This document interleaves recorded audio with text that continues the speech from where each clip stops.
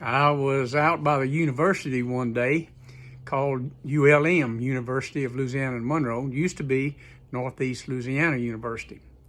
And I was on Desire Street and I happened to notice a new sign had come up on one of the buildings. So I turned around and looked, and it said something about a head shop. And I went, I've never seen that before. But it was a whole building full of stuff. So I went and parked my car and went inside, and there was a little girl behind the counter. And I just got to looking around at all the paraphernalia. It was, well, what I'm gonna tell you, I'm very naive. And I started looking at all the pipes that they had and the paraphernalia that I guess bands to wrap around your arm to shoot needles in your arm. I've never seen anything like that before in my life. It was absolutely amazing. So little girl come over to me and she said, "Can I help you?" And I looked at her and I said, "Do you know Jesus?"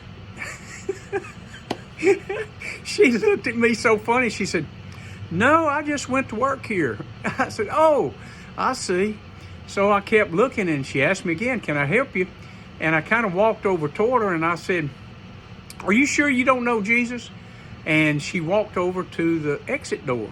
And I said, "Where are you going?" And she didn't say anything. She opened the door. And I said, "Well, come here, let me pray for you." And she run out the door about 20 feet. And I said, hold on. Where are you going? And I said, "If you'll come over here, I'll pray for you." And she took off running about 100 feet from the building out in the parking lot. And I said, come back. I'll cast that devil out of you." She ran another 20 feet. And I went, oh man. And I turned around and looked, and I had totally been victorious and taken over that head shop. Can I tell you? Now, if it had been up to me, I'd have taken the keys and locked it down. But I knew that little girl had to come back in. So I thought, well, all right, I'm going to just walk on outside and go get in my truck and go home. And so she saw me getting in my truck, and she walked wide swath around me to go back in the building.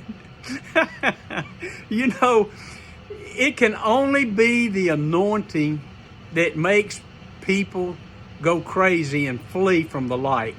She was full of darkness. I was full of light, and she was afraid of me.